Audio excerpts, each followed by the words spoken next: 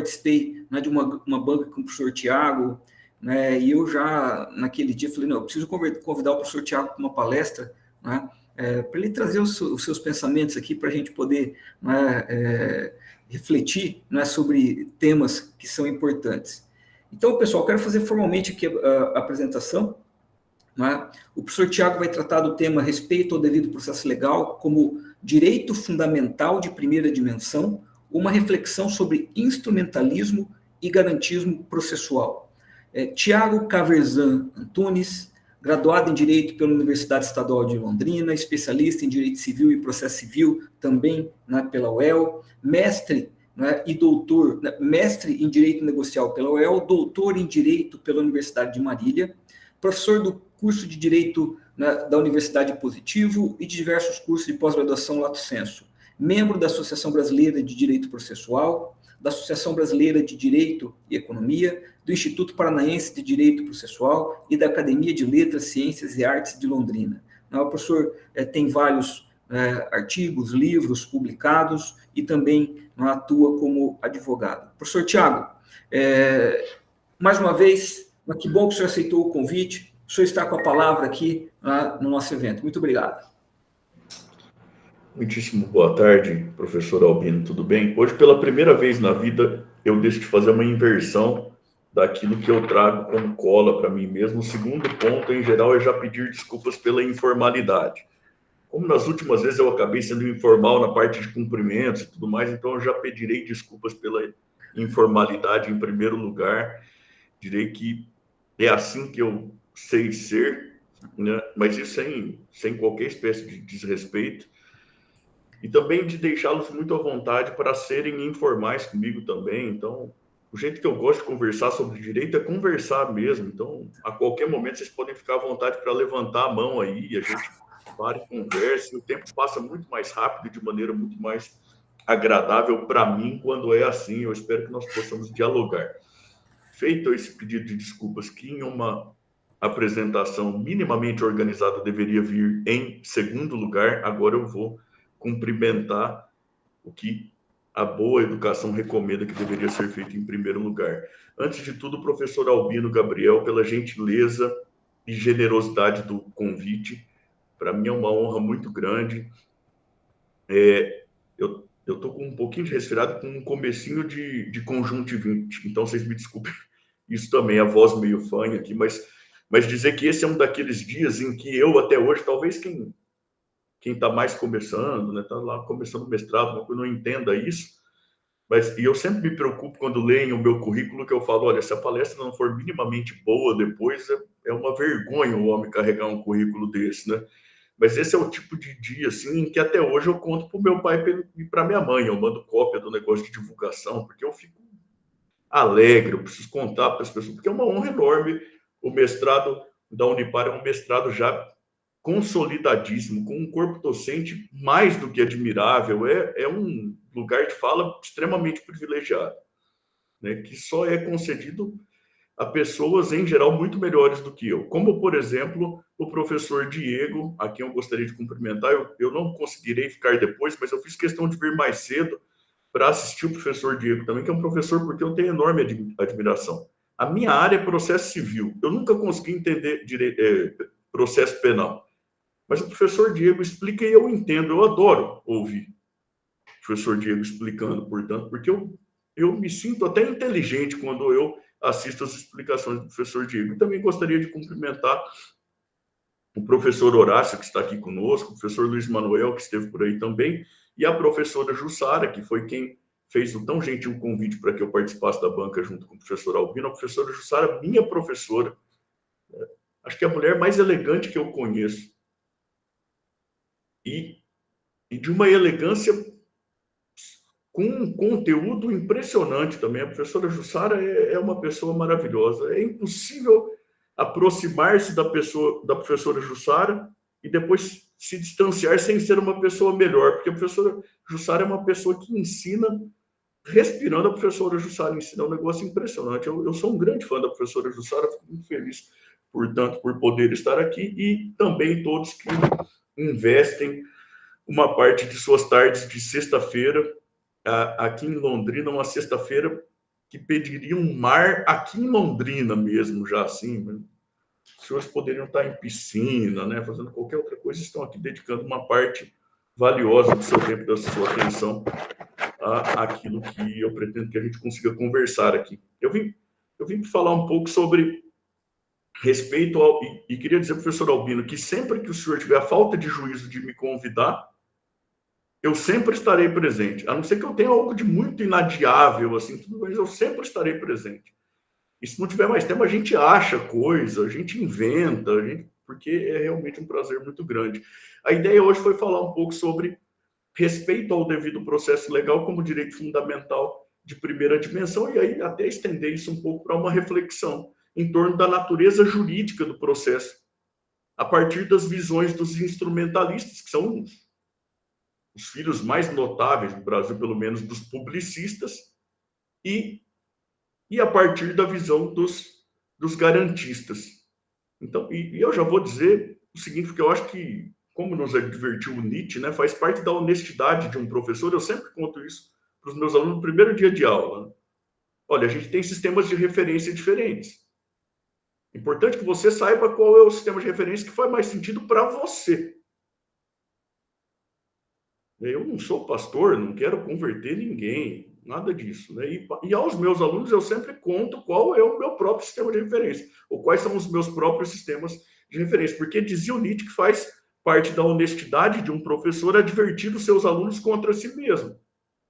O professor também enxerga o mundo a partir do lugar onde ele está sentado. Né? E é importante que você saiba disso, porque senão o cara vem e fala um monte de coisa lá dos autores que ele leu, do não sei o quê, e você fica se sentindo burro. Mas é porque você leu outras coisas, porque você enxerga o mundo a partir de um outro lugar. E talvez, se ele não tiver advertido sobre isso, se você for explicar o mundo do jeito que você enxerga, você vai fazer referência aos seus autores, mas ele que vai ficar se sentindo um mal preparado, na verdade. E a ideia... Professor Tiago, e até aproveitando, né, nós estamos aqui com o pessoal que está produzindo, né, alguns ainda estão nos créditos, outros já produzindo trabalho, como é importante se encontrar numa referência, né, até para a própria pesquisa que está sendo realizada. Né? Que bom que o senhor tenha falado isso. Sem sombra de dúvida. E se a gente for voltando, eu vou até adiantar o que eu falaria então mais lá para frente, se a gente for voltando, a gente vai vendo que a gente se enquadra em determinadas famílias de construção do conhecimento. E é bom que a gente saiba qual que é isso, porque o grande desafio, principalmente na pós-graduação estrito sensu, é a construção do espírito de coerência científica. No fundo, o grande objetivo dos programas de mestrado e de doutorado, o grande objetivo é permitir que nós, como pesquisadores, aprendamos método científico e a importância da coerência na construção da ciência. É por isso que em mestrado e doutorado se trabalha tanto com seminário, por exemplo. Não é que o professor não sabe dar aula, é claro que ele sabe dar aula. Mas você precisa experimentar. É igual dirigir. Você não aprende a dirigir sentado olhando o cara do lado dirigir apenas. Você precisa fazer. Como que eu aprendo a resolver um problema? Eu tenho que achar o problema, eu tenho que imaginar o caminho, eu tenho que saber o que é relevante ou não. Então, como que eu faço isso? Eu faço fazendo. É por isso que é tão importante publicar artigos durante o programa, conversar com o professor, conversar com o seu orientador, porque senão você não aprende. Professora Jussara, vou parar para cumprimentá-la, eu já tinha feito registro de toda a minha admiração. Falei muitas coisas sobre a senhora, uma delas é que, para mim, parece que é impossível a uma pessoa aproximar-se da senhora e depois se distanciar sem ser melhor do que era antes, porque sempre que eu me aproximo da senhora, eu saio melhor do que eu estava antes, eu saio sabendo mais coisas, eu saio com mais... Por conta da pessoa que senhora, eu tenho a maior admiração pela senhora, fico muito feliz de poder estar convivendo aqui essa tarde com a senhora novamente, viu, professor? Eu só me permite, professor Albino, professor Tiago, eu tenho nesse momento, vou exercer aqui uma prerrogativa, né, porque de todos aqui que estão na sala, o maior privilegiado sou eu. Não, isso. Porque eu, a cada ano, eu tenho a oportunidade de dividir a aula com a professora Jussara. Verdade. Então, me desculpe aqui a falta de modéstia, né? Mas se existe uma pessoa de sorte aqui, sou eu. Muito obrigado, e é sempre uma referência a nossa querida e estimada professora Jussara. Muito obrigado. Desculpe aqui Imagina, professor Horácio, muito obrigado. Professor Tiago, muito obrigada, meu dileto e querido amigo. Não poderia perder essa sua palestra, presença nesta sexta oficina. Professor Horácio, muito obrigada. Professor Albino e todos os presentes, eu não queria interromper, então vamos em frente. Parabéns pela sexta oficina, parabéns a todos os presentes. Muito obrigada, querido amigo, estimado professor Tiago. Muito obrigado, professora Jussara. Bom, então voltando ao que eu dizia, que eu tinha dito que eu tinha planejado de falar mais para frente, e assim, para mostrar até, o meu planejamento é desse jeito aqui, é tudo desorganizado. Quando o professor Diego falava, eu fui anotando outros negócios, tudo, a gente vai. Mas a gente pode aproveitar esse momento para pensar sobre isso, então, que é a importância da gente reconhecer os nossos próprios sistemas de referência. Em um universo de complexidade, e a complexidade por si é um possível sistema de referência também. Pode trabalhar lá com o Edgar Morin e companhia e tudo mais. Eu tenho trabalhado já faz bastante tempo com o normativismo jurídico dentro da teoria do direito, né? E inclusive, assim, atormentado com uma série de limitações do modelo. Eu não acho que nada é perfeito, eu não acho que nada que não se deve dialogar com o outro lado ou com o diferente, nada, absolutamente nada disso. E eu espero conseguir demonstrar um pouco disso já daqui a pouco. E dentro do processo eu tenho trabalhado com o garantismo jurídico. Veja, nem todo garantista é normativista, não, nada disso. Mas, como eu dizia agora há pouquinho, né, dá para a gente ir agregando sistemas de referência de várias áreas e tudo aquilo que a gente pensa, né? Na economia eu tenho trabalhado com neo-institucionalismo, por exemplo, e daí a gente tem lá o Douglas North, por exemplo, e para mim ele tem tudo a ver com o Max Weber, por exemplo. E daí de sociologia brasileira é com quem tem essa raiz, geralmente, que eu trabalho e tudo mais. E se a gente for parar para pensar, as coisas elas vão meio que se reciclando, não tem? O cara... Douglas North, por exemplo, ganhou um prêmio Nobel de Economia lá em 1992. Para mim, e veja, eu tenho a maior simpatia por ele, não quero diminuir nada, mas para mim não tem nada que ele inventa, tanto assim, que já não estivesse na obra do Weber. Os alemães chamam de Weber, né? Mas a gente chama de Weber, vai como Weber mesmo, né? Talvez não tenha, assim, algo de tão, assim, na obra do próprio Weber que a gente já não encontrasse lá no Hobbes, não é? Não sei. E do que vem depois a ser o normativismo também. Assim, faz alguns anos que eu estava pensando, falando, olha, eu acho que talvez seja falta de estudar muito mais o Aristóteles. Porque talvez tudo isso que eu estudo depois e penso, muito possivelmente já esteja lá na obra do Aristóteles. E a gente tem um mundo de pensamento no Ocidente, pelo menos, quase que dividido naquilo que vem depois entre Aristóteles e Platão, né? E eu fui, com o tempo, me reconhecendo muito como aristotélico. O meu jeito de conseguir enxergar as coisas. E eu acho que é importante contar isso sempre para as pessoas com quem eu vou dialogar e principalmente para aqueles que são meus alunos que têm que me tolerar ao longo de 3 anos, às vezes, falando de processo e tudo mais. Por quê?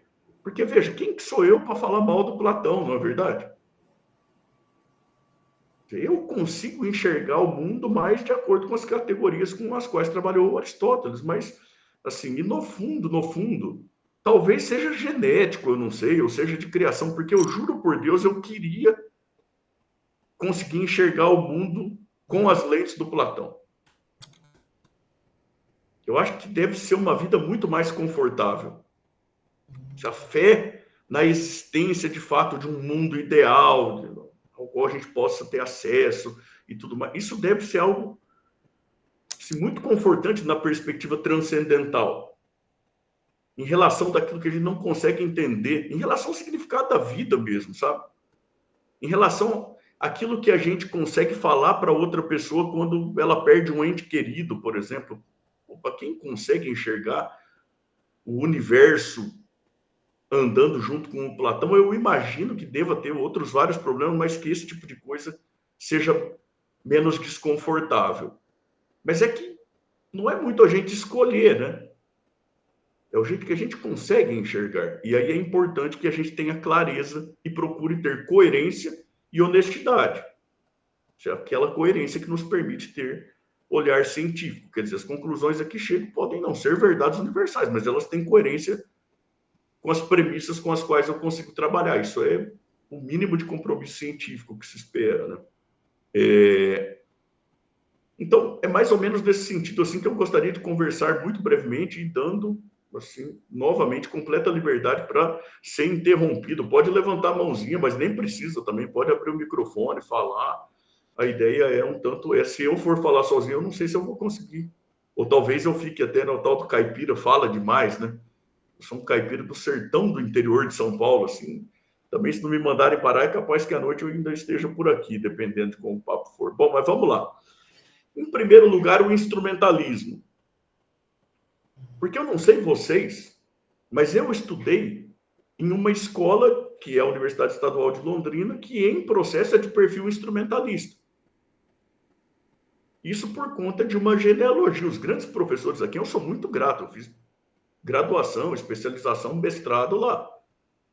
Os grandes professores que estruturaram o mestrado em Londrina, junto com professores de Londrina mesmo, como é o caso da professora Jussara, por exemplo, mas as pessoas que, inclusive por conta do prestígio e do esforço de londrinenses, como é o caso da professora Jussara, os professores que vieram de São Paulo, eles tinham um perfil instrumentalista. Sim. Né? E aí, para não ir tão longe assim, a gente pode falar do professor Cândido Rangel Dinamarca, sim, que é autor da obra A Instrumentalidade do Processo, que é uma obra referência não só no Brasil. Né? E veja que o professor Cândido Rangel Dinamarca, diz a lenda, pelo menos, eu não consegui ter isso confirmado dele próprio, nas poucas vezes que eu consegui conversar com o professor Dinamarca, mas diz a lenda, pelo menos que chegou até mim, que o professor Dinamarca teria escrito o livro Instrumentalidade do Processo lá nos anos 70 ainda. Final dos anos 70, que ele não teria conseguido publicar por questões políticas. De um tempo complicado em que a gente vivia, que algumas pessoas gostam de chamar só de intervenção. Agora, se a história é verdade, você imagina o cara escrever um livro de direito e não conseguiu publicar. O livro foi publicado lá em 1987, se não me falha muito a memória, já no contexto da redemocratização. Quer dizer, o livro, se a história é verdadeira, o livro é escrito, ele é pensado, concebido quando as circunstâncias eram algumas e depois elas mudam bastante. E é bem verdade que o professor, aqui por uma questão de honestidade, que o professor Dinamarca ele continua se manifestando de forma e escrevendo de forma instrumentalista até hoje. Sim. Você pode muito bem pensar daquilo que a gente vai falar depois, olha, as circunstâncias mudaram muito, talvez fosse o caso dele ter mudado também. Tem uma coisa que eu vou falar algumas vezes hoje, é que a gente não pode se esquecer de que as pessoas são só pessoas, são seres humanos. O professor Dinamarca é um ser humano admirável, um ser humano. O Gandhi era um ser humano. O Gandhi não topou que a mulher dele tomasse uma injeção. Ela acabou morrendo de infecção depois. Ele considerava que era um ato de violência.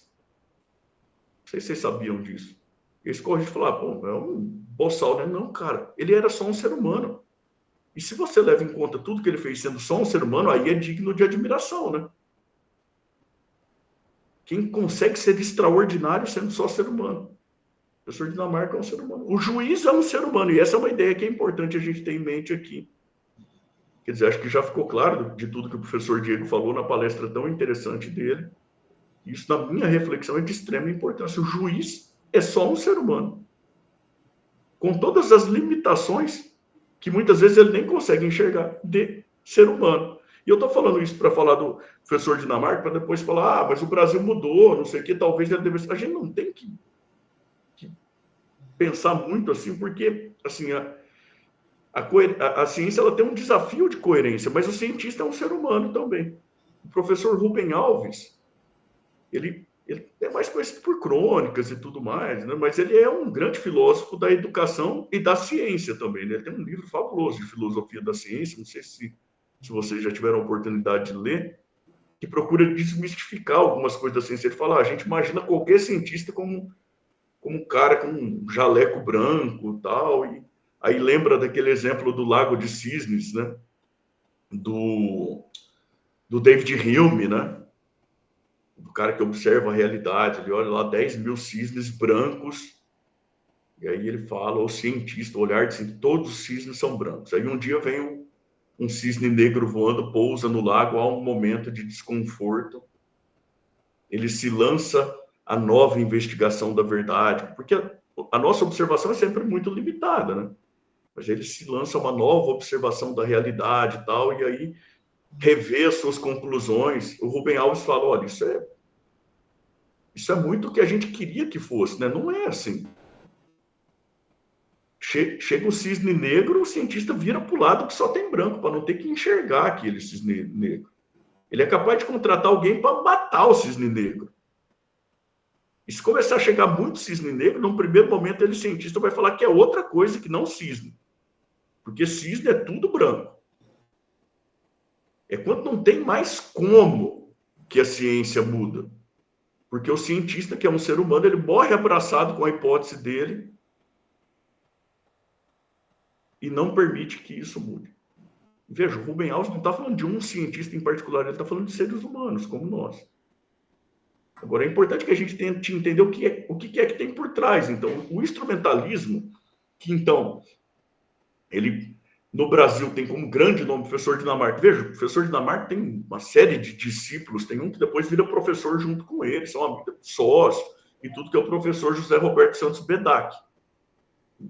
Baita de um professor de processo também. O Bedak tem um monte de orientando também.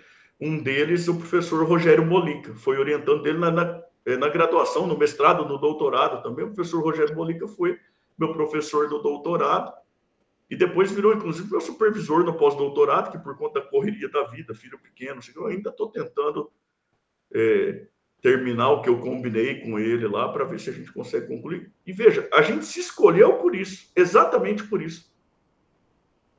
Por saber que um trabalha com um sistema de referência, o outro trabalha com outro sistema de referência. Porque isso é espírito científico também. Você não pode se animar só a ler os livros com os quais você acha que você já concorda. Não, a ideia é o contrário, né? Eu estou lembrando de uma coisa que aconteceu na minha própria vida aqui, por exemplo. Né?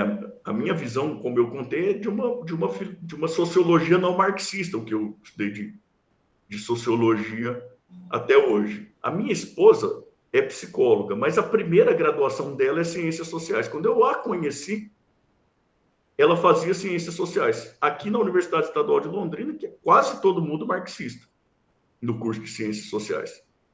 E quando eu conheci a Dani, eu tomei um fora enorme dela. E eu queria ter como conversar com ela.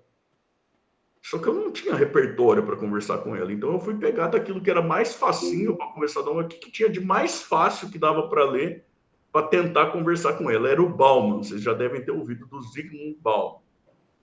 Que não fala do Marx, mas ele tem claramente, a não ser que a minha leitura seja muito errada, ele tem, pelo que me parece, raiz marxista.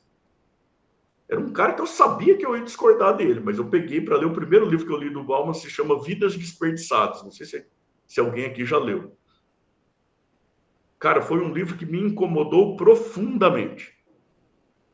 Em um ano, eu acho que eu li uns 10 livros do Bauman, porque me tirou da zona de conforto. Ele trazia um monte de objeção com as quais eu não conseguia lidar muito facilmente. Isso é fabuloso, não é verdade? Quando alguém vem e fala, nossa, olha, palestra do professor Diego, olha, tinha um monte de coisa que eu achava que estava resolvido. Não tem. Meu Deus, isso é um momento bom da vida. Porque, cara, você quer ler só aquilo que você já pensa, você não precisa ler, né? Não precisa assistir palestra. Não liga para sua mãe, ela vai falar, você é maravilhoso, o mundo que não te reconhece, que não sei o quê e tal, né? Você tem que estudar para para, como dizem os coaches por aí, para sair da zona de conforto, né? Ou para pensar fora da caixa, não tem aquele monte de coisa. É um discurso que é horrível, mas é verdade, né? Então, por isso, eu fui procurar o professor Rogério Molica e a gente sempre conversa de maneira muito legal, a gente encontra pontes aí que talvez eu não conseguisse encontrar, e ele me mostra um monte de problema que talvez eu não conseguisse enxergar. Veja, o instrumentalismo processual parte de uma preocupação que é muito legítima. Foi a grande preocupação, se é que eu não estou muito enganado, do professor Dinamarca. É a grande preocupação do professor Molica se eu não tenho uma visão muito deturpada de todas as conversas que a gente tem. E a preocupação é a seguinte: as instituições precisam funcionar. Cara, isso é um negócio fabuloso.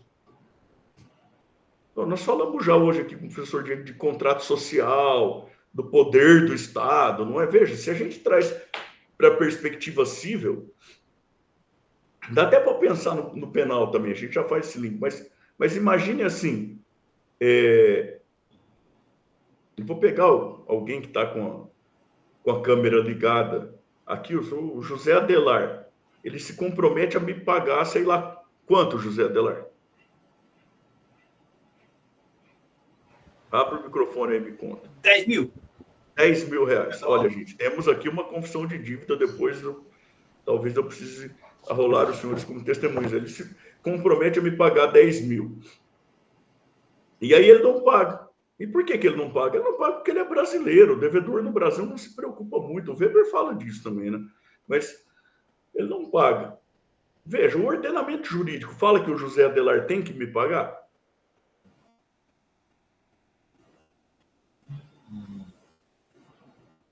Pode abrir o microfone, qualquer um também falar, eu gosto de conversar.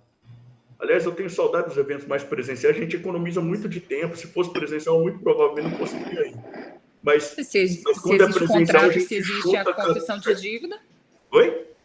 Se existe contrato, se existe a confissão de dívida, ele é obrigado a te pagar, senão você pode executar. Então, mas o ordenamento jurídico brasileiro fala isso? E eu posso mesmo executar? Tem um contrato lá de confissão de dívida do José Adelar para mim. Eu posso executar esse contrato? Se tiver duas testemunhas? É isso aí, Isabela. A resposta em direito é quase sempre depende. A gente faz graduação, especialização, mestrado, doutorado, pós-doutorado, que é para responder depende, mas com conhecimento de causa, né? E bem fundamentado, para explicar o qual depende. Depende. Se tiver assinatura de duas testemunhas, ou se não, segundo a última alteração, se as assinaturas forem eletrônicas, né? De cadeia certificada, esse tipo de coisa, porque o código mudou lá, o artigo 784 nisso aí, né? Daí eu posso eventualmente executar. Mas isso é porque está escrito no ordenamento jurídico brasileiro que o José Adelar tem que pagar o Thiago? Não. O que acontece é que o ordenamento jurídico brasileiro prevê, em caráter geral e abstrato, que é ilícito o enriquecimento sem causa. Que eu vou te falar, assim, é difícil você achar no ordenamento jurídico brasileiro um negócio não sei se vocês já fizeram isso. Onde que está escrito que as pessoas têm que cumprir aquilo que elas se comprometem? O óbvio, às vezes, não está escrito. Né?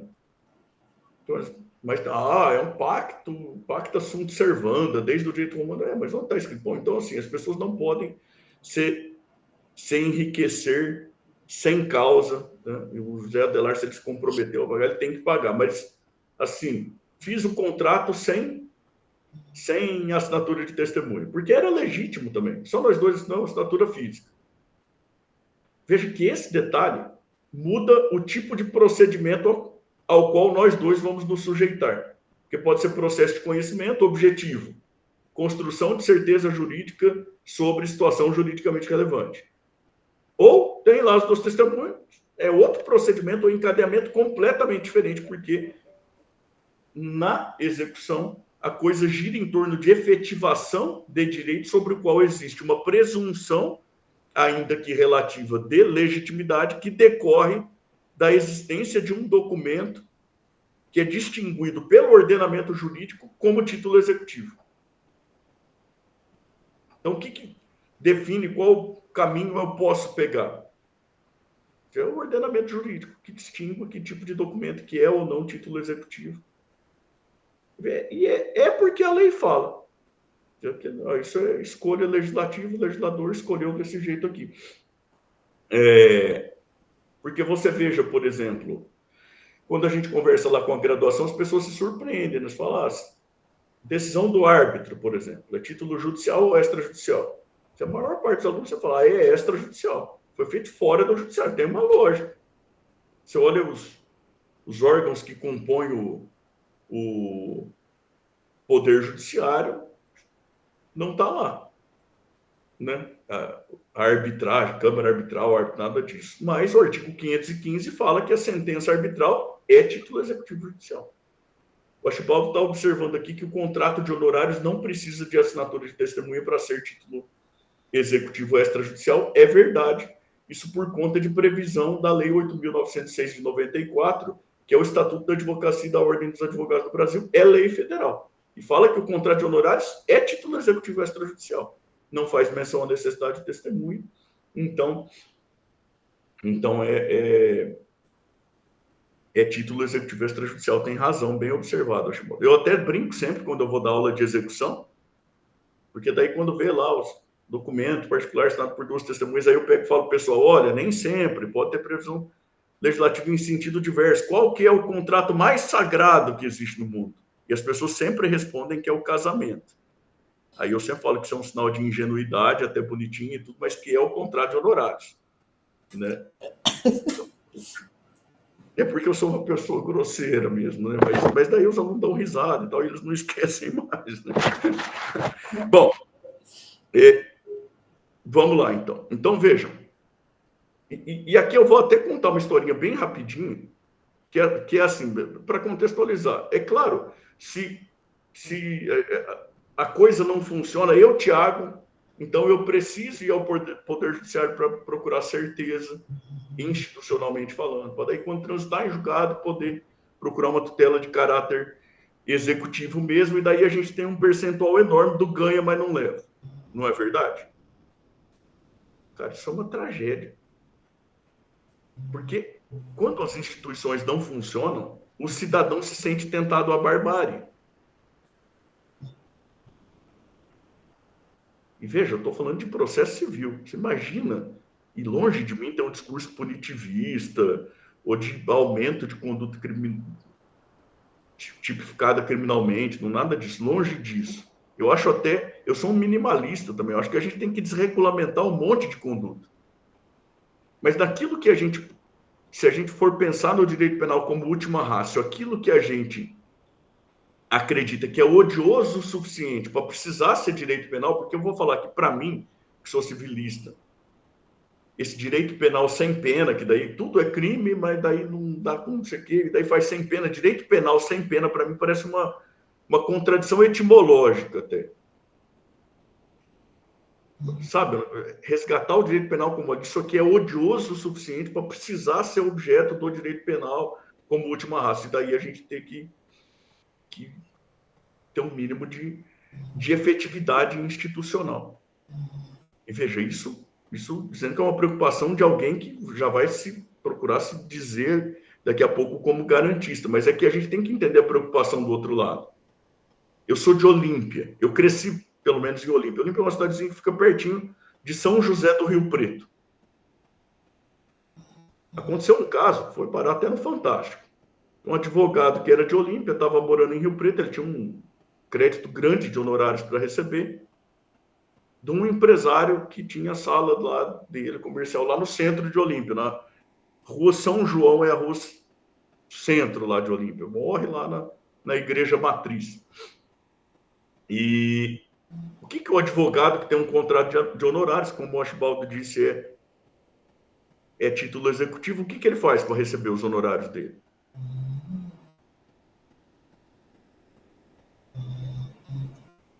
Bom, o que você faria? Execução? Executaria o contrato, não é? Pois é, esse advogado lá de Olímpia, ele contratou 2 policiais, ex-policiais, para irem lá cobrar o contrato. Executor. Executou.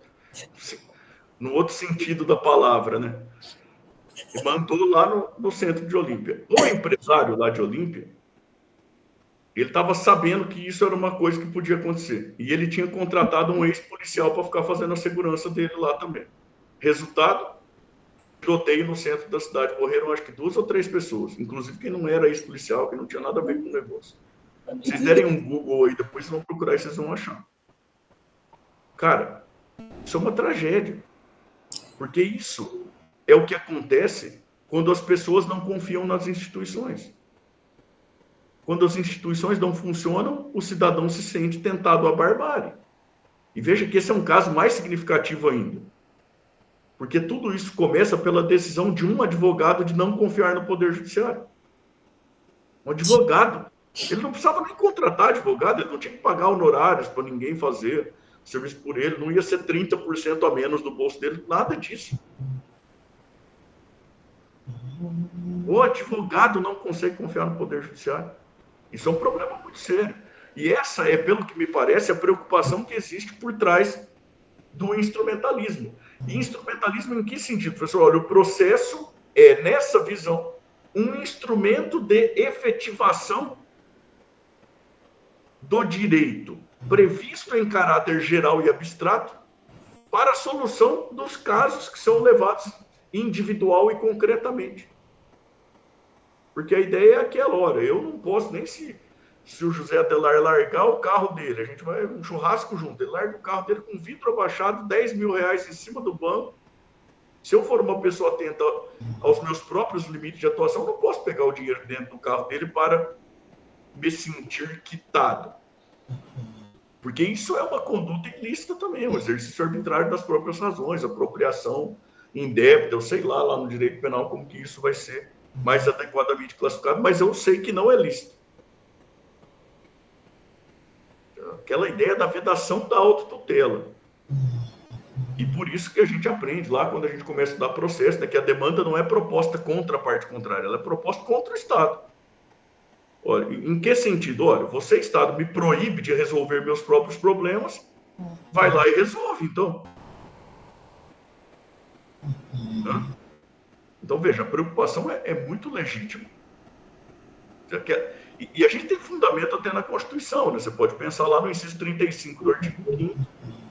A lei não afastará da apreciação do Poder Judiciário lesão ou ameaça de direito. Mas, veja, não pode ser só uma porta de entrada, né? E aí a gente tem as reflexões sobre o acesso qualificado à jurisdição e tudo mais. É assim que eu pelo menos, gosto de chamar. Eu acho péssima a denominação de acesso à justiça. Porque, para mim, Tiago, justiça é uma coisa que não pertence ao ser humano. Eu falei que sou normativista lá no começo, sou filho do Kelsen. E tem gente que acha que o Kelsen não se preocupava com justiça, né? Eu não conheço nenhum crítico do Kelsen que tenha escrito mais obras que têm justiça no nome do que o próprio Kelsen. Não é uma questão de não se preocupar. É que o Kelsen, pelo que me parece, era aristotélico também, ele não conseguia enxergar o mundo daquele jeito platônico tão bonito. Bom, então, dissemos que o instrumentalismo parte de uma preocupação legítima, que tem um fundamento apontado na Constituição, que é esse de acesso qualificado à jurisdição, aí a ideia que gira em torno do inciso 35 do artigo 5º. Bom, e o garantismo parte de onde, então? É a ideia que você quer que não se efetivem os direitos, é de empurrar a barriga até para... Não, pelo amor de Deus, absolutamente não é isso. Mas é olhando para a Constituição também, quando ela trata mais especificamente de processo e não de jurisdição. Porque aqui talvez eu já esteja estragando o final da fala, se é que não está todo estragado até agora, do jeito desorganizado de ser, né? Mas, assim, o inciso 35 do artigo 5º não trata de processo. Ele trata de jurisdição. O processo vai aparecer lá no artigo 5º mais para frente. Onde, professor? Lá no inciso 54. Quando o artigo 5º trata de processo, ele trata para dizer assim, olha, ninguém será privado de sua liberdade ou de seus bens sem o devido processo legal. Ninguém será privado de sua liberdade ou de seus bens sem o devido processo legal. E veja que dá para você pensar nisso na perspectiva do réu mais facilmente, mas na perspectiva do autor também. Eu não serei privado daquilo que eu posso conseguir, por exemplo, sem o devido processo legal. Então, a ideia é, olha, tem um contrato social, tem uma vedação de autotutela, tem um poder que tem a função de dizer e aplicar o direito para os casos concretos, que é o Poder Judiciário. E esse poder de dizer e de aplicar, principalmente, o direito para os casos concretos, que no Brasil é uma função tipicamente do Judiciário também, né? Não é em todo lugar assim, mas no Brasil o imperium é do Poder Judiciário também. O atinge o seu patrimônio, atinge a sua liberdade, independentemente da sua vontade. No Brasil é por meio do Judiciário que se faz também. Então tem nócio, tem cognício, aquelas categorias romanas, então tem imperium também. É isso por conta do que é a característica fundamental do direito, segundo Kelsen, pelo menos, que é a coercibilidade, né? Então você tem externalidade, você tem bilateralidade, mas tem coercibilidade, que é conteúdo do ordenamento jurídico, em tese, vai ser aplicado independentemente da sua vontade. Como? Atinge-se o seu patrimônio e ou a sua liberdade. E isso faz parte da ideia que nós temos de contrato social. Não é qualquer um que pode fazer isso, não. Quem faz é o Poder Judiciário. Agora, o que o inciso 54 do artigo 5º da Constituição Federal diz? Fala assim, olha, para que esse exercício de poder seja legítimo, é necessário que seja observado o devido processo legal. E o que é o devido processo legal? Bom, é a observância dos procedimentos que estão na legislação infraconstitucional. Para o cidadão é uma garantia. E como a gente dizia lá no título, é uma garantia de primeira dimensão, uma garantia de liberdade, uma garantia contra o excesso no exercício do poder institucionalmente organizado. Não é uma garantia que precisa de atuação. É claro que também tem os vieses de atuação para proteção, então, mas em uma primeira perspectiva, majoritariamente, que precisa de uma contenção do poder institucionalmente organizado. Não pode atingir o meu patrimônio e a minha liberdade, senão observando o devido processo legal. Porque senão, né, porque do contrário, esse atingir o meu patrimônio e ou a minha liberdade é uma arbitrariedade. E a arbitrariedade nunca convive com o direito. O direito é o contrário da arbitrariedade. Não se faz direito por meio de arbitrariedade.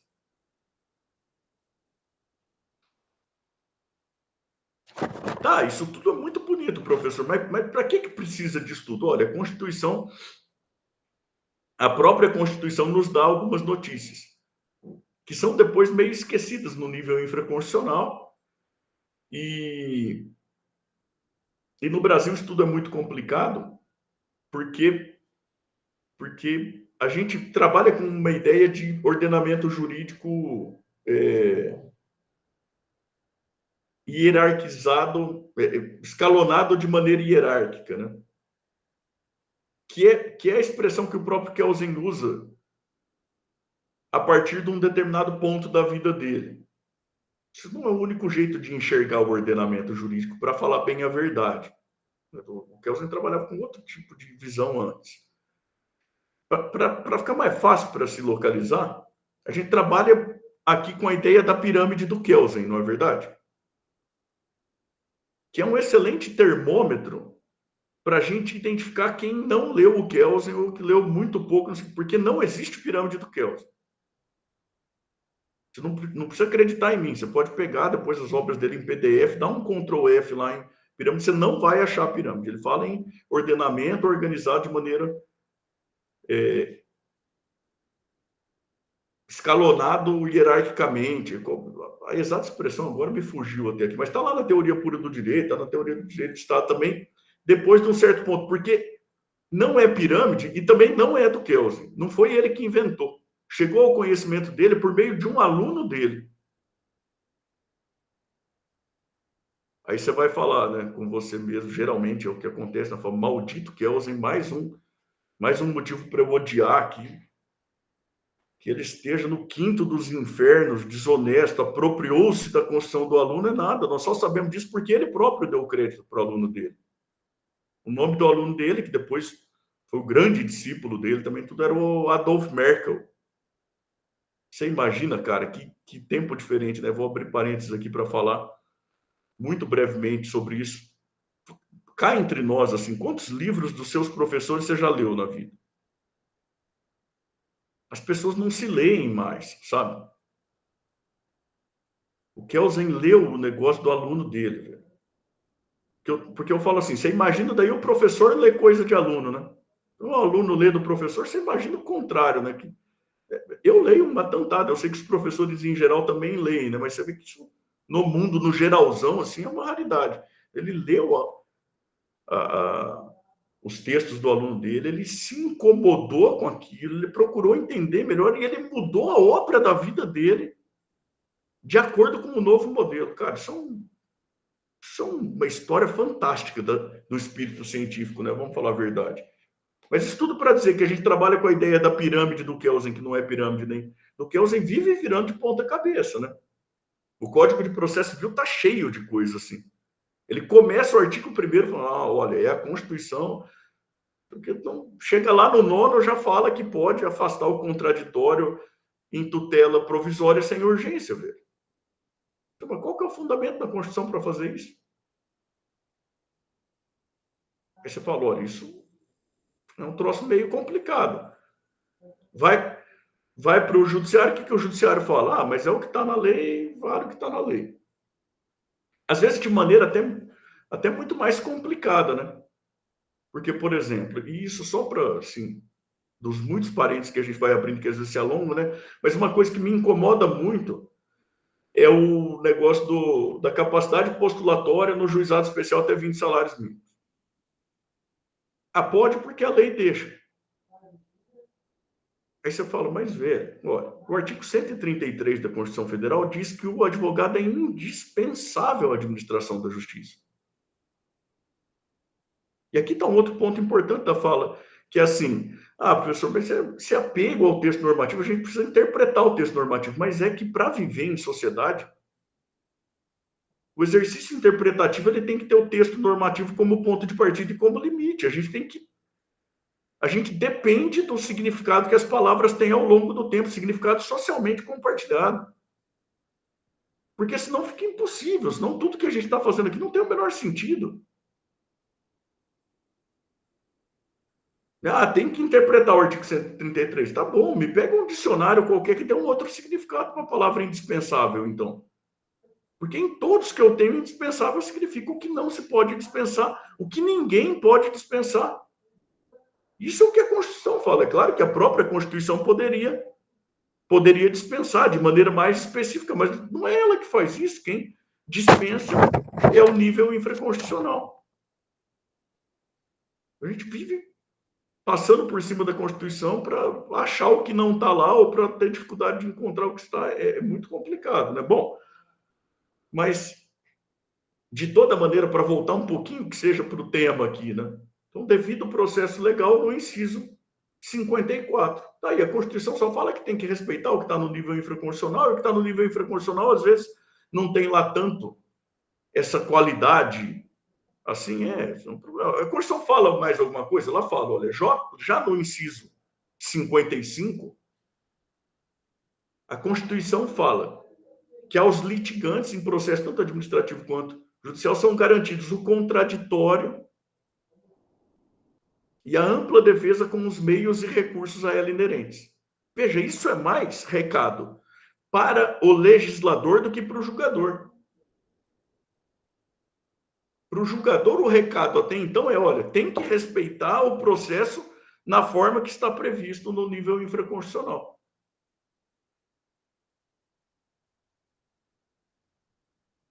E o que será esse processo? Eu vou usar uma expressão que o professor Diego usou na palestra dele, de Assim, de outras pessoas criticando, né, a visão dele, as pessoas dizem, existe aí um excesso de formalismo. Mas, meu filho, o que são os procedimentos se não formalidades, né? Se abrir mão das formalidades, não sobra nada. São formalidades, mas para que são essas formalidades? Majoritariamente, segundo o recado que o Constituinte dá ao legislador, essas formalidades são para garantir efetivo contraditório, ampla defesa, com os meios e recursos a ela inerentes. E para que isso, professor? É para dar ao juiz, enquanto ser humano, condições de decidir fundamentando. Pelo que me parece, pelo menos. E aí é sobre isso que a gente vai conversar um pouquinho nesse pouco de tempo que nos resta aqui.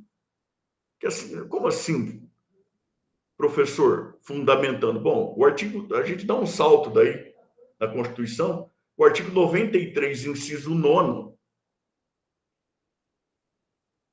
ele diz que são nulas as decisões judiciais não fundamentadas.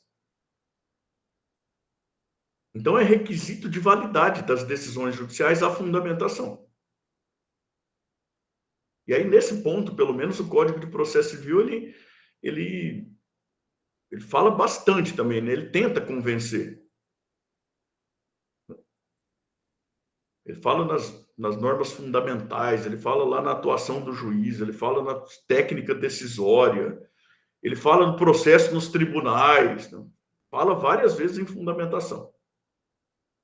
Sabe aquela história do se tem placa, tem história, né? Tem porque precisa, né? Eu falo que até não, isso é um outro discurso completamente diferente, que começa em outro lugar da Constituição e tal, mas eu acho muito legal. Olha aí, talvez uma oportunidade de voltar para papear a qualquer hora. Eu falo sobre a redundância do ordenamento jurídico brasileiro. E aí são 3 perguntas. Se o ordenamento jurídico é redundante, por que é e se funciona?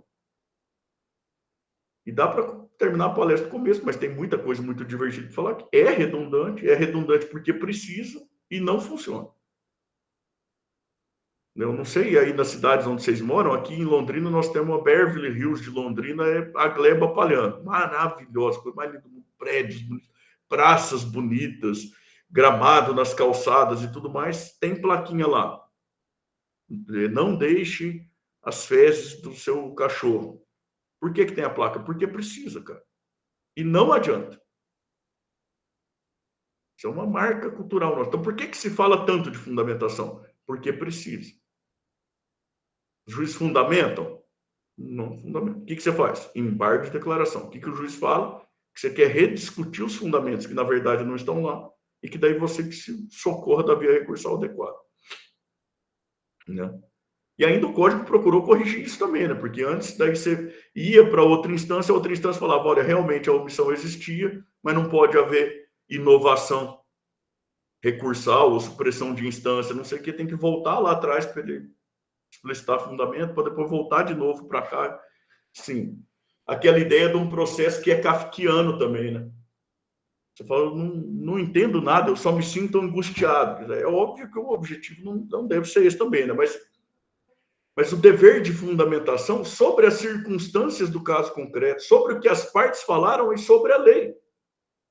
Professor, não estou entendendo aqui o negócio. É assim, olha, a Constituição determina ao legislador que tome as medidas no nível infraconstitucional para que haja condições de pleno exercício do contraditório, com ampla defesa, com os meios e recursos a ela inerentes. Isso deve se espelhar na atividade do juiz. Não dá para o juiz te escutar, ele precisa dialogar de fato. Eu sempre falo que o que a Constituição determina lá na fundamentação é que o juiz seja juiz de direito mesmo, enquanto agente da República, e não que ele seja o juiz Xuxa. Lembra daquele meme da Xuxa? Que a menina vem e fala um monte de coisa para ela, fala, tá bom, senta lá, Cláudia. O juiz não pode fundamentar igual a Xuxa mandando a Cláudia sentar lá para o outro lado, sem nem saber o que a Cláudia falou. Não, ele precisa dialogar com o que as partes disseram. E aquilo que ele impuser na sua decisão, de maneira individual e concreta, como dever da parte, sob pena de poder ter atingido o seu patrimônio ou a sua liberdade, ele precisa fundamentar com referência na lei. E aí a gente vai lá para trás de novo na Constituição, artigo 5º, inciso 2º, ninguém será obrigado a fazer ou deixar de fazer o que quer que seja, senão em virtude de lei. Isso é uma coisa que é muito importante. Não pode ser porque o juiz quer, porque o juiz prefere, porque não é essa a função dele. O que você quer é o juiz boca da lei? Não, lógico que não é isso que eu quero. Não é isso que eu quero, eu queria também. Não, mas é que se o que o legislador faz não serve como moldura de atuação legítima do juiz, serve para quê? É claro que o juiz cria a norma, mas ele cria a norma para o caso concreto se for legítimo dentro dos parâmetros que são colocados pelo legislador. Porque senão a gente tem uma sobreposição de funções, não é assim que funciona. Não é assim que deve funcionar, pelo menos, né? Cada um, como dizia aquela filósofa brasileira do início dos anos 2000, cada um no seu quadrado, né? Imagine o legislativo não servir para mais nada. Não, serve colocando limites. A Constituição diz que é a garantia fundamental. O juiz, ao me impor um dever qualquer, tem que dizer qual que é o fundamento na lei. Não pode ser porque ele quer ou porque ele gostaria. Ele que vá disputar a eleição e ser legislador, se for esse tipo de deliberação que ele quer tomar. Eu falo isso demais para os meus amigos que são juízes. Eu falo assim, olha, eu tenho vontade de morrer quando vem lá uma decisão sua falando ao advogado que qualquer coisa, ao advogado que apresente cópia atualizada da procuração. Tá, mas qual o fundamento na lei? Ou qualquer coisa que seja, sabe? Apresente declaração, não sei das contas. Meu filho, eu não sou seu empregado, não. Você quer me dar uma determinação qualquer, diga qual que é o fundamento na lei. Você não é imperador, meu Deus do céu. Então, veja, para a instituição funcionar, o juiz precisa dialogar comigo e, ao exarar qualquer determinação, ele precisa estabelecer o fundamento na lei. Porque é assim que funciona aquilo que está previsto lá na Constituição, inclusive para fins de contraditório, de ampla defesa, tem que ter algum sentido, pelo que me parece. Eu vi o professor Diego falando sobre a questão da iniciativa probatória e tudo mais, eu até tinha pensado em falar alguma coisa sobre isso, depois falei, olha, ele já economizou bastante tempo. Eu fiquei tentado aqui só a repetir algo que eu vi do professor Adolfo Alvarado Vejoso, que é um professor de Direito Processual da Argentina, que foi magistrado também, ele é coordenador de um mestrado de Direito Processual lá na Universidade de Rosário, na Argentina, e o Alvarado ele fala o seguinte, que é necessário entender, né, esse negócio do não deve haver sobreposição de funções dentro do processo também. Ele fala, olha, há condutas que são próprias das partes, que são sujeitos parciais, e há condutas que são próprias do magistrado, que deve ser um sujeito imparcial. E no fundo, na perspectiva garantista, o processo judicial existe para procurar garantir o nível possível de imparcialidade do juiz. Então, por que o juiz não deve agir como se parte fosse? Porque ele perde a imparcialidade. E porque, voltando naquilo que a gente dizia lá antes, ele é só um ser humano. Não é por má vontade dele, mas ele se permite aprisionar por vieses cognitivos. Por que ele tem que respeitar o processo? E por que o processo deve ser marcado pelo contraditório, pela ampla defesa? Porque nós precisamos fazer uma força para que o juiz não se aprisione por vieses cognitivos. Porque ninguém de nós quer ser julgado por um juiz que seja parcial para o outro lado. E se ninguém de nós quer se sujeitar a isso, isso precisa ser uma política de preocupação republicana. E veja, é assim, tem muito o negócio de pegar e falar, mas é que daí os caras são muito crica também, né? Porque a coisa funciona, o juiz também não é bobo, não sei o quê. Eu tenho um professor, por quem eu tenho maior respeito, maior carinho também, que é o professor Eduardo José da Fonseca Costa. O Edu foi o primeiro presidente nacional da ABDPRO, que é a Associação Brasileira de Direito Processual, da qual o professor Albino disse que eu faço parte, desde a época que o Edu era presidente. O Edu tem a versão comercial da tese de doutorado dele, é um livro fabuloso, chama-se Levando a Imparcialidade a Sério. Vale muito a pena ler o livro. É um estudo de direito, economia e psicologia comportamental, e ele faz uma análise aprofundada dessa questão dos vieses cognitivos. E o Edu é juiz federal. Eu vi um outro ex-presidente agora da BDPRO dando uma palestra sobre esse livro do Edu.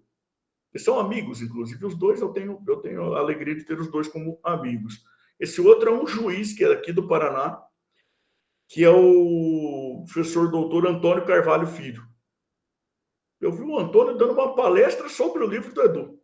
E aí o Antônio faz um negócio que é fabuloso, que é uma dinâmica social. Para explicar isso tudo sobre o que eu estou falando aqui, eu vi ele fazer isso num auditório com 600 pessoas. Ele pega, no meio da apresentação dele, ele fala, agora nós vamos fazer um teste juntos. Eu vou passar um vídeo, quero que vocês contem quantas vezes a bola de basquete vai trocar de mão. Não sei se vocês já viram isso, mas é fabuloso.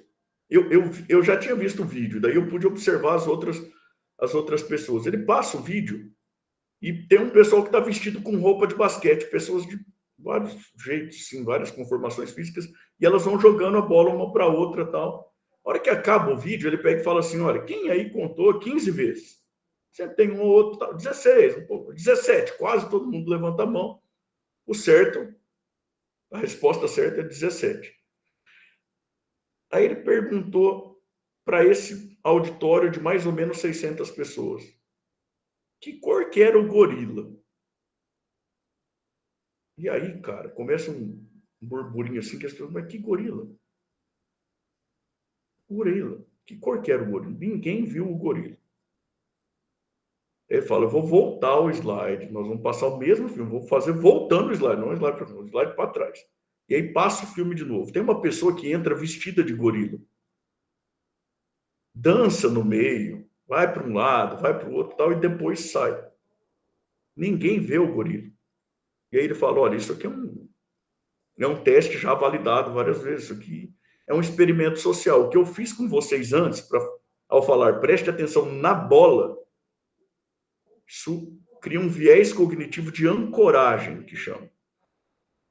Por que você não viu o gorila? Você não viu o gorila porque você é só um ser humano que tinha sido aprisionado por um viés cognitivo.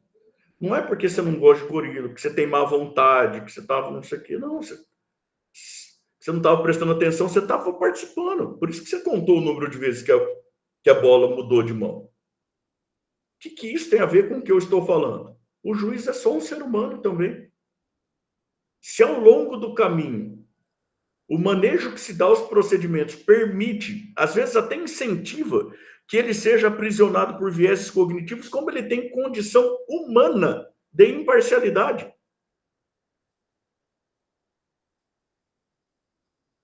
Por isso que o juiz de garantias, de que o professor Diego estava falando antes, é tão importante. É para tentar diminuir aprisionamento por vieses cognitivos. Por isso que é tão problemático o juiz que já teve acesso à prova ilícita. Como que você vai garantir que psicologicamente ele não vai se influenciar por aquilo? Que não vai acontecer aquilo que o professor Lênio Streck chama de paradoxo da ponte, não é verdade? O professor Lênio Streck falou, olha, a decisão judicial deveria ser feita como uma ponte que você constrói para chegar ao outro lado do precipício. Se um juiz enviesado, o que ele faz? Primeiro ele chega do outro lado do precipício para depois construir a ponte de trás para frente. procura os argumentos de que precisa para chegar à conclusão a qual ele gostaria de chegar. E isso é um problema muito sério. Imagine esse juiz eventualmente contra você, por bem intencionado que seja, e com todas as limitações de ser apenas um ser humano. E aí, vejam vocês, dá para a gente pensar na prática num monte de coisa, né? Pense, por exemplo, sobre o que existe no Código de Processo Civil de 2015 do regime de nulidades. E qual a prática que se faz em cima disso, que é pior ainda do que o texto legislado? Quer dizer, o texto legislado, ele espelha, será, respeito ao devido processo legal, com contraditório, ampla defesa, com os meios e recursos a ela inerentes. E esse texto legislado, que é do jeito que é, assim, na minha... Acho que pela cara dá para ver que não, a impressão não é tão boa assim, né? Aquilo que se faz, talvez não é pior ainda do que aquilo que está no texto legislado, né? Eu olho o sistema de nulidades, eu vou falar uma coisa que é muito horrível, assim, é uma pena que estejam gravando, mas é só para fim pedagógico. Eu olho o sistema de nulidades e fico imaginando uma lei Maria da Penha que fale mais ou menos assim, olha, o marido não deve bater na mulher a não ser quando tenha bons motivos para isso. E aí quem decide se tem bons ou não motivos é o marido.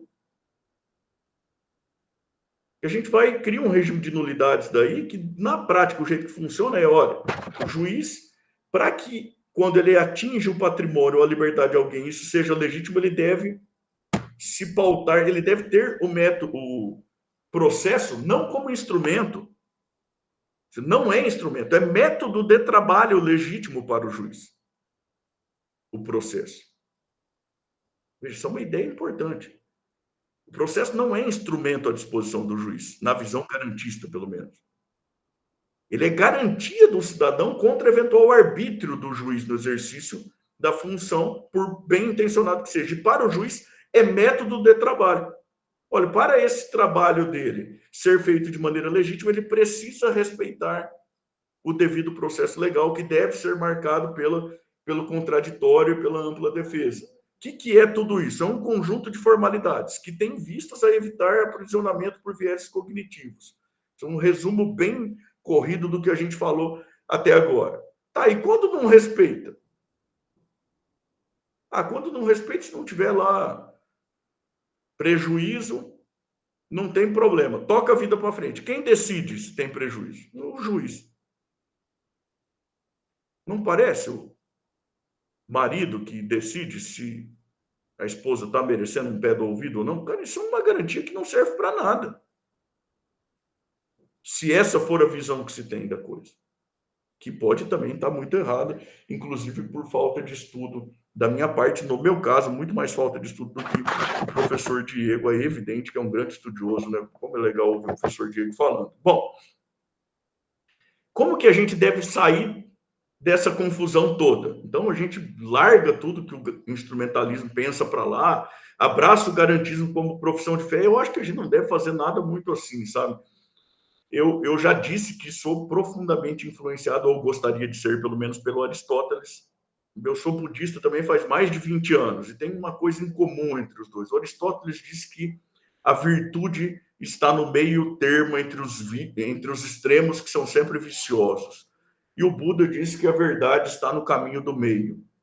Então, talvez, no Brasil isso é meio complicado, né? Porque quem tenta transitar pelo caminho do meio é chamado de isentão, quando não de coisa muito pior, né? Mas talvez seja por aí, né? E aí, talvez a gente possa começar a pensar isso com um pouco mais de qualidade, se pensarmos que, se a gente conseguir talvez enxergar, e se isso for verdade, não sei também, mas que a preocupação do instrumentalismo é uma preocupação de efetividade jurisdicional, e que então a gente precisa ter um estudo da jurisdição, que é uma coisa, em torno e partindo do artigo 5º, inciso 35 da Constituição Federal. A ideia de jurisdição. A gente precisa de poder, existe o poder. E é a própria jurisdição. E que a gente possa pensar uma teoria do processo como outra coisa, que não exatamente o estudo da jurisdição. E aí, a partir do artigo 5º, inciso 54 da Constituição Federal, porque, para mim, parece que essa é a mensagem que a Constituição dá, e não à toa. A Constituição tem esses motivos aí sobre os quais eu falei. A mim incomoda muito o negócio do juiz querer agir como se parte fosse, ou como se fosse do Ministério Público, e daí agir como se fosse legislador também, e vice-versa, o legislador como juiz, fora dos estritos limites daquilo que a gente convencionou chamar de sistema de freios e contrapesos. Eu acho que isso implica, não sei se isso talvez também é um outro papo muito interessante, dá para conversar só sobre isso, mas tem um outro sistema de referência que é muito interessante, que é a teoria dos sistemas do Niklas Luhmann.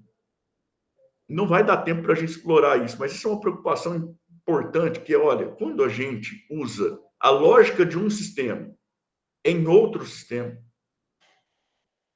a gente traz a lógica da política para dentro do direito, o que a gente consegue, por mais bem intencionados que estejamos, o que se consegue com a predação de um sistema pela lógica do outro sistema é colapso do sistema, que pode causar colapso de todo o organismo, que no caso é a sociedade. É uma pena, mas não dá para falar sobre isso, a não ser em uma outra oportunidade, que eu espero que venha o convite, mas se eu fosse falar sobre isso,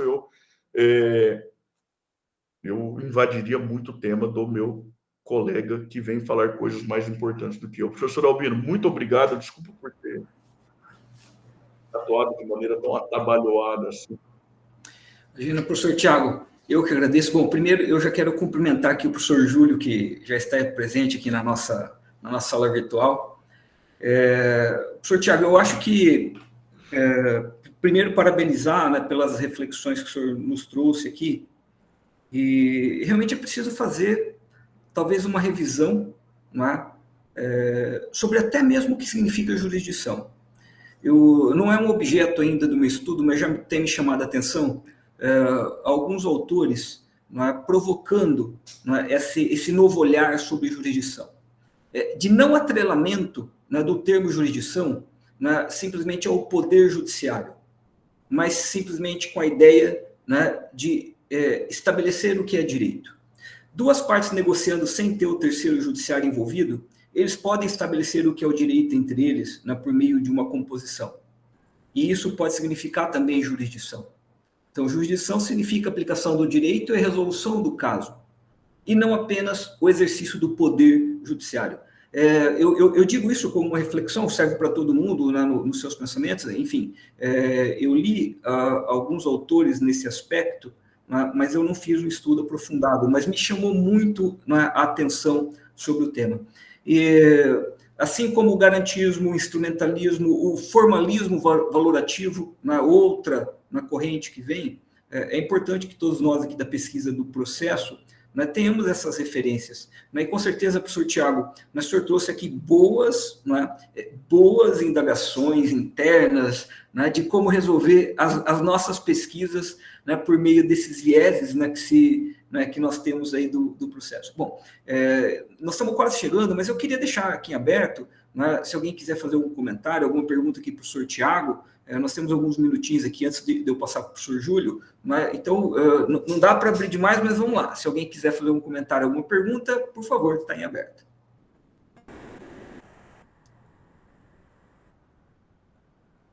Tudo bem? Professora Jussara, algum comentário? Professor Albino, obrigado pela honra. Junto meus seus comentários, né, os referenciais teóricos trazidos são fantásticos. Eu teria umas 30 questões, Tiago, mas aí a gente faz aquela live da madrugada, porque sextou. E para dizer, como você trouxe reflexões profundas, a professora só diria, entre garantismo e ativismo é uma outra pauta. Para você, meu querido, como fica o ativismo? Essa é uma pergunta extremamente interessante e muito gentil, porque me dá a oportunidade de refletir um pouco sobre o que eu mencionava no final agora, né? Eu posso estar, pode ser uma falha muito grande de formação, autoformação, assim, de mais estudo, mas não foi falta de vontade, assim, eu já me dediquei bastante a estudar isso. Eu não enxergo bom ativismo. Ok. Um problema muito sério com o ativismo judicial, porque a gente tem uma tentação de gostar dos excessos do Poder Judiciário quando eles ideologicamente nos agradam. Mas a mim sempre preocupa. Mesmo quando eu acredito que politicamente estão fazendo a coisa certa. Eu acho que sempre cobra o preço institucional, mais dia, menos dia, a mania que nós temos de passar por cima do Poder Legislativo. Então, para mim, inclusive na perspectiva do Luhmann lá, é sempre a gente usar uma linguagem que é de um outro sistema. Então, às vezes, é a linguagem da conveniência ou inconveniência do mundo da política, às vezes é da eficiência ou não do mundo da economia, mas, para mim, ainda parece que a gente consegue... E, claro, isso tem muito a ver com o que a gente acredita para que serve o direito. E, talvez, pelo meu pé aristotélico e não platônico, para mim, o direito tem a função primordial de promover os níveis possíveis de segurança social e institucional. Tem um monte de resposta que gira em torno da justiça. Para mim, não é por aí. Para mim, é em torno daquilo que é possível de segurança social e institucional. Assim, de maneira muito resumida mesmo, para mim parece que o ativismo judicial, ele sempre, se não já no curto prazo, no médio e no longo prazo, ele faz o direito funcionar ao contrário. Promove insegurança. E é uma tragédia que o direito promova insegurança. Na minha visão, pelo menos. Né? E é claro que sempre surgem coisas que são muito interessantes. É só para pontuar, assim, para o que significa isso que ele está falando. Veja. O que eu vou falar agora pode ser muito mal compreendido, mas veja, por exemplo, a questão do casamento entre pessoas do mesmo sexo. Uhum. Você vem um dia o judiciário, porque se pergunta, podem casar? Podem. Ah, podem por quê? Ah, porque tem uma resolução do CNJ. Por que tem a resolução do CNJ? Porque o Supremo Tribunal Federal disse. O que o Supremo Tribunal Federal diz, com outras palavras, está garantido na Constituição. Sim. Veja, não está escrito na Constituição isso. A gente poderia gostar, eu gostaria que estivesse. Porque o que vem aí é homofóbico, não sei, o meu melhor amigo é homossexual. O que eu quero é que ele possa ser feliz. Mas o direito tem aquela característica de externalidade, tem a questão do significado socialmente compartilhado das palavras, tudo, mas não depende do que eu queria que fosse, depende do que está colocado. E no nosso ramo, que é o ramo da civil law, a fonte normativa primária é o texto legislado. Mas eu preciso respeitar o significado que as palavras têm ao longo do tempo. E casamento é ato administrativo, né, ainda, por se é que eu não estou muito enganado, pelo menos. Então, mas sempre fica um negócio, mas é tão bom, eu acho que é bom. Eu acho que é maravilhoso, mas, assim, o nosso legislativo, ele deve servir para alguma coisa ainda? Será que sim ou será que não? Porque a gente investe muito dinheiro no legislativo para achar que dá só conselho. E veja, há pessoas que eu respeito muito, vou falar de um porque eu tenho maior respeito, maior carinho também. Eu viajo para fora, eu trago o livro de presente, inclusive, que é o professor Sérgio Alves Gomes, que é professor da Universidade Estadual de Londrina, que foi meu professor. Ele tem um livro sobre hermenêutica em que ele fala que o texto legislado é um entre 20 e tantos parâmetros que devem ser levados em conta pelo juiz para decidir. Eu tenho profunda admiração pelo professor Sérgio. Eu também. E um carinho enorme. Eu discordo. Né? Mas eu entendo que é muito legítimo também que você pense assim. De maneira muito... Obrigada, meu caro. Excelente. Obrigado, tem prosa aí para debater até o ano que vem. Professor Albino, muito obrigada. Tá aqui, professora. Mas realmente, tá, Eduardo, eu só bem rápido, tá? Porque a gente já tem que partir para a próxima, tudo bem? Mas a palavra está com você, por favor. Boa tarde a todos. Me escutam bem? Sim, sim. Primeiro, parabenizar o professor Tiago pela palestra. Eu não concordo muito com bastante coisa do que ele falou, até porque sou juiz e acho que pendo mais para o lado do instrumentalismo, né? Mas eu gostaria de perguntar para ele como é que fica a questão, já que, do que eu extraí do senhor, que o ativismo ele interfere um pouco na atividade legislativa, muito, até pelo que eu concluí E como fica para o senhor a questão do nosso novo CPC, que diz que, da força dos precedentes e dos precedentes incidindo, já que isto foi positivado, daria uma certa possibilidade de que essas decisões em caráter geral proferidas pelos tribunais superiores tivessem, entre aspas, uma função de lei. Como compatibilizar isso com esta questão garantista? Obrigado. Eduardo, muito obrigado pela pergunta, muito interessante. Veja, o Edu, de quem eu falei, o Antônio, são juízes também, eles escrevem nessa perspectiva garantista, além de outros vários juízes brasileiros também que têm escrito nessa perspectiva. Em relação à sua pergunta, é uma pergunta muito interessante. Na verdade, assim, a gente copia, nós brasileiros, nós somos complicados, né? Você vai estudar os institutos e, assim, por exemplo, você pega lá a impugnação ou cumprimento de sentença por inconstitucionalidade. Nós copiamos dos portugueses. Os portugueses, por sua vez, copiaram dos alemães, mas nós copiamos dos portugueses do nosso jeito. E os portugueses, por sua vez, tinham copiado os alemães daquele jeitão deles também. E aí isso influencia um tanto. Então, o que nós fizemos com isso que a gente trouxe como precedente, se é que eu não estou muito equivocado? A gente deu uma copiada, mais ou menos assim, e isso muito influenciado por professores que foram fazer estudos de pós-doutorado, mas nos Estados Unidos. Teve gente que falou que era uma commonização do direito brasileiro. Não é. Common law é aquilo que a gente tem como uma fonte normativa primária, o costume. Né? Lá nos Estados Unidos não se chama o sistema de precedentes de sistema da common law. Não, é um sistema de stare decisis. Tem um nome grandão lá, mas o resumo é sistema de stare decisis. Veja, lá, pelo que me parece, faz muito sentido. Por conta do seguinte, se você imagine que você tem lá uma controvérsia sobre... E eles levam... É assim mesmo. Você pega, por exemplo, o texto do Ronald Coase lá sobre o problema do custo social, ele vai falar sobre responsabilidade civil com base em precedente de quando os Estados Unidos nem eram Estados Unidos ainda. Eles falam, mas é isso que vocês continuam tendo como fonte normativa? Sim, não precisou ter outra. A gente foi melhorando em algumas coisas, então, mas para esse tipo de situação é aquilo ainda. Imagine que a gente tem uma controvérsia aqui sobre o que é que a gente pode chamar de um tradicional estrogonofe paranaense. Porque brasileiro é bacana nisso também, né? Ele copia um negócio, aí põe lá ketchup e continua chamando de estrogonofe. A gente põe goiabada e cream cheese e fala que é sushi. Então, imagine, olha, temos uma controvérsia sobre o que pode ser chamado de o tradicional, o que entra, o que não entra nessa receita. E que aí, então, a gente precisa ver o que é o costume. E pode haver bastante controvérsia sobre isso. Qual que é a ideia por trás do sistema de precedente, pelo que me parece? É a seguinte, olha, depois que isso foi debatido com qualidade no Poder Judiciário, não dá para as pessoas continuarem discutindo qual que é o costume que vale. O que vale é aquele que o Judiciário disse que valia. Qual que é o precedente que vale lá nos Estados Unidos, de onde a gente meio que copiou a coisa? É aquele que é reconhecido a posteriori pela qualidade de fundamentação e pela qualidade do debate que aconteceu.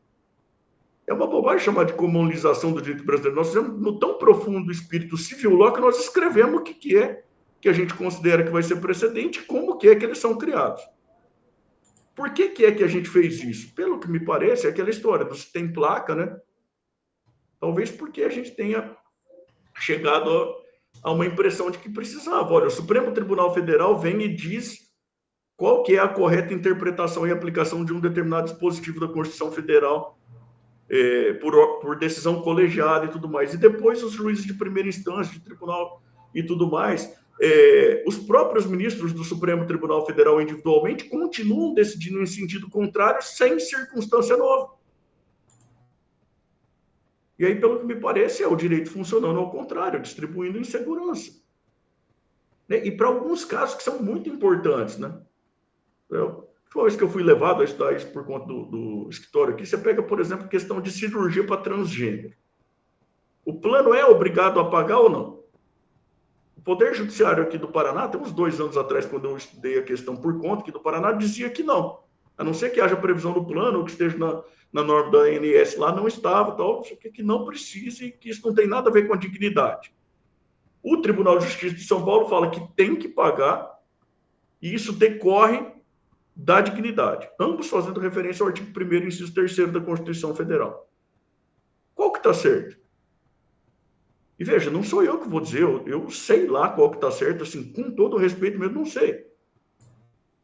O que eu sei é que é muito ruim que a gente não consiga ter segurança para ter previsibilidade. Ora, precisa ou não precisa? Os planos devem incluir isso nas suas planilhas de custo ou não precisam? As pessoas podem ter isso como expectativa ou não? Isso é o judiciário distribuindo insegurança. A mesma situação, o mesmo dispositivo da Constituição Federal. Isso para dar um exemplo só. Você é juiz, você sabe que o que a gente mais tem por aí é isso, né? E aí, talvez, veja, falar com todo respeito, falar o que eu falo para os meus amigos que são juízes, né? Talvez a gente precise, uma hora, concluir que o cidadão, quando vai ao judiciário, ele não pode ficar sujeito à resposta que seja a resposta do Eduardo, ou do Bruno, ou do Abelar, ou Não, ele precisa ter uma expectativa de que ele terá a resposta do Poder Judiciário. Isso, para o nosso contexto cultural, é muito complicado, mas você tem juízes da Suprema Corte que, ao longo do tempo, lá dos Estados Unidos, e eu nem acho que são o melhor modelo de respeito institucional, nem nada, mas você vê os caras falando em entrevista depois que eles se aposentam e tudo, porque eles não têm o hábito de ficar dando palestra, entrevista para jornal, não sei o quê, enquanto eles estão... Eles falando depois, olha, boa parte do tempo eu precisei decidir contra as minhas convicções em respeito à coerência do discurso da corte ao longo do tempo.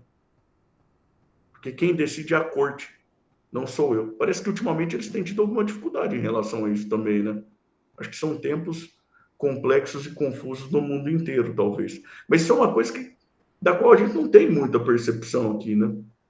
Decido do jeito que eu acho que é mais certo e a pessoa que não gostar que recorra. Os recursos não sobem. É complicado. Mas a questão é muito, muito interessante. Muito obrigado. Então, ok. Bom, professor Tiago, muito obrigado. Primeiro, por ter aceito o convite mais uma vez, eu quero agradecer. E, assim, é tão importante para nós fazer essas reflexões, e eu quero reafirmar, né, professora Jussara, o Eduardo trouxe aqui uma consideração do posicionamento dele, isso é importante para nós, né? Nós não estamos aqui para todo mundo aceitar o pensamento de todo mundo, né? E é o grande plano da academia, né, professor Tiago?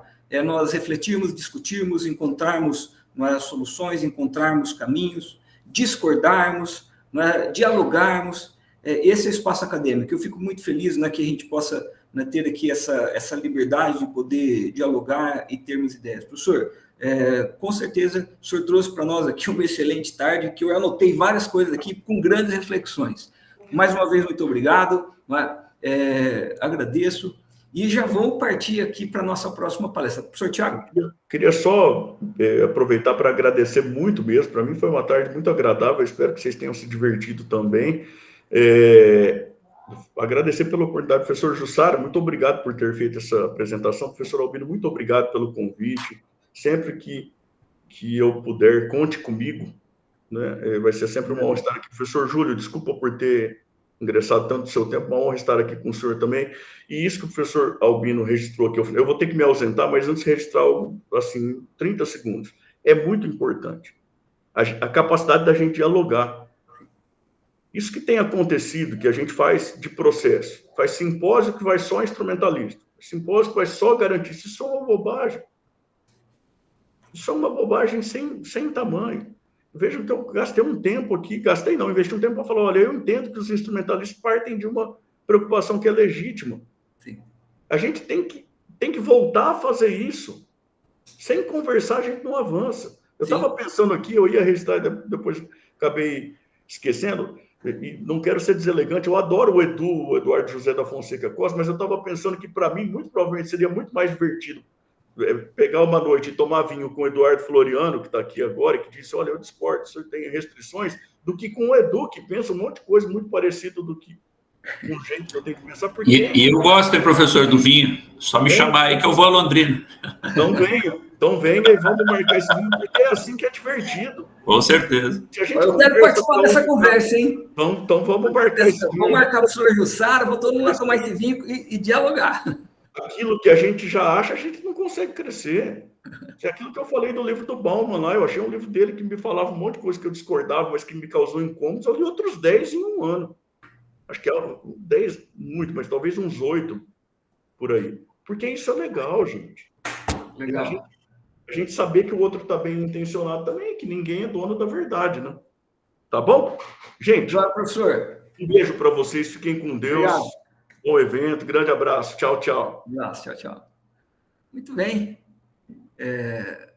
Que bacana, né? É bom o diálogo, é bom a reflexão. Né? Valeu, Eduardo, por trazer, né?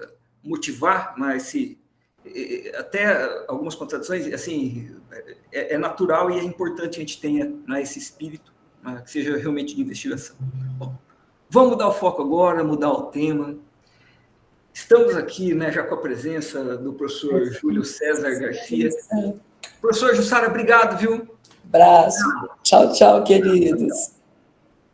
E nós estamos aqui já na presença do professor Júlio César Garcia. Quando eu quis trazer o tema inteligência artificial, né,